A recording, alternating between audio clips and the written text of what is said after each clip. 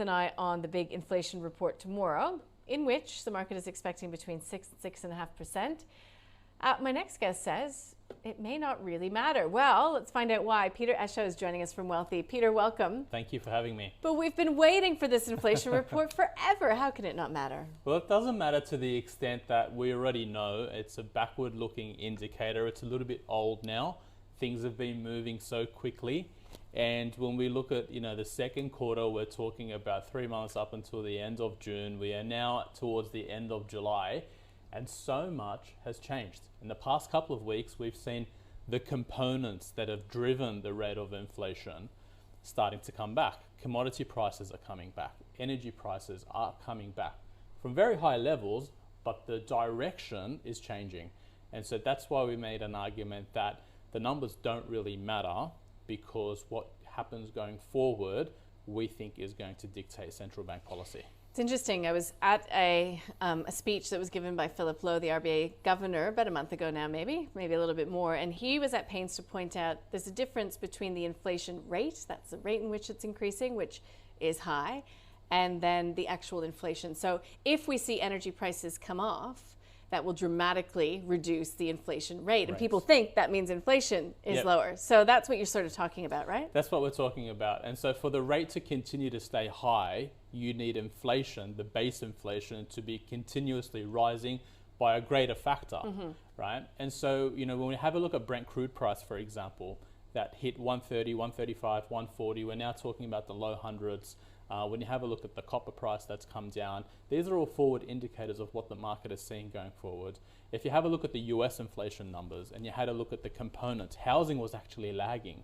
There was a debasing effect after COVID because rents, for example, were so depressed and then they shot up, but there was a little bit of catch up because of that COVID period.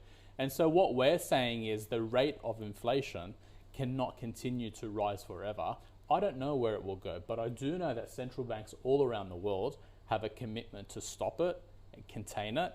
It looks like it's working. I think it will work. And at some point towards next year, middle or late, we're going to be sitting back saying, okay, we dealt with inflation, now what? Okay, so do you think that central banks then are moving too aggressively if that's the scenario? I think so, but they have to. They have no other choice. And so I think if you have a look at the bond market and you have a look at 2-year bonds, 10-year bonds, for example, in the US, 2-year bonds are indicating that the rate of that rates will rise, right? That's a given now in markets. We've been having that discussion for the past 3 or 4 months. But then what happens after that? 10-year bond yields are starting to come down. Growth expectations are starting to come down. I'm getting sent, WhatsApp tweets and memes about inflation, about a recession no longer being a recession. And there's already memes circulating about the US going into recession. We know that. We have to look forward. And I think at some point rate rises will be capped. Growth is going to come at a risk. And I think that's why the stock market's starting to move, because it sees rates capping out. So do you think that we've hit the bottom in equity markets? I think so. We haven't hit the bottom in property, though. We haven't hit the bottom in some parts of property. There are parts of the property market that are continuing to rise. If you have a look at affordable markets that have strong natural demand, what happened during COVID is going to play out over the next 5 or 10 years. The whole remote work, the whole migration, many people picked up and changed their lives and migrated into new areas that were dead from a population growth perspective for a long time. That's going to continue to play out. Those markets are still strong. Regional markets, your second-tier metro markets, the Perth market's on fire. The Brisbane market's coming off, but that's still strong. Canberra's a strong market. It was very resilient.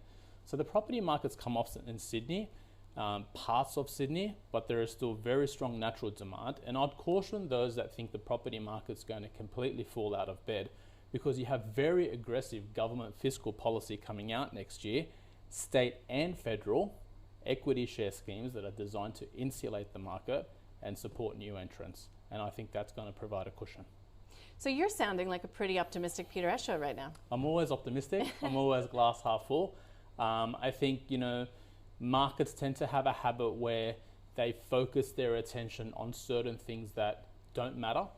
And so the point that we're trying to make is rates are self-correcting. The more they rise, the more you have a contraction in growth. And at some point, central banks have to sit back and adjust. Zero was ridiculous, right?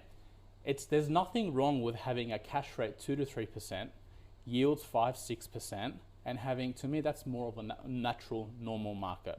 And I think as long as we go there in an orderly fashion, which I believe we are, there'll be speed bumps, but it's a better place to be than at zero, binging on cheap debt and having this fake environment. Yeah, look, I agree. I mean, we've talked about it for a long time that rising rates is a reflection of an improving economy. Now, we don't like the inflationary dragon to be let loose, and that's what central banks are doing. So you're happy then, as an investor, as somebody interested in property and equities, you're happy with a 50 basis point rise from the RBA next week?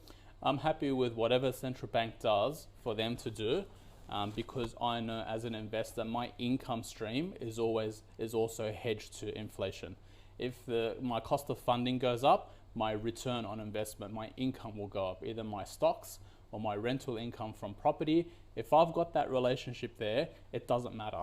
They can go up, they're going to go up together, or they can come down, they're going to come down together. I've got a natural hedge. The last point I want to make, Nadine, is that inflation's a lot better than deflation.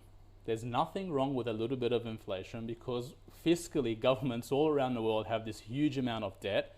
The only way to pay it off, or the only way to reduce it as a percentage of GDP, is to have a nice big kick in inflation.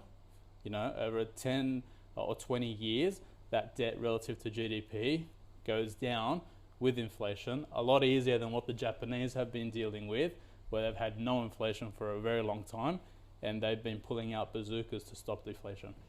Bazooka time. Yeah, let's hope it's over. All right, Peter Escher from Wealthi, thank you. Always good to get your perspective. Thank you. Appreciate it.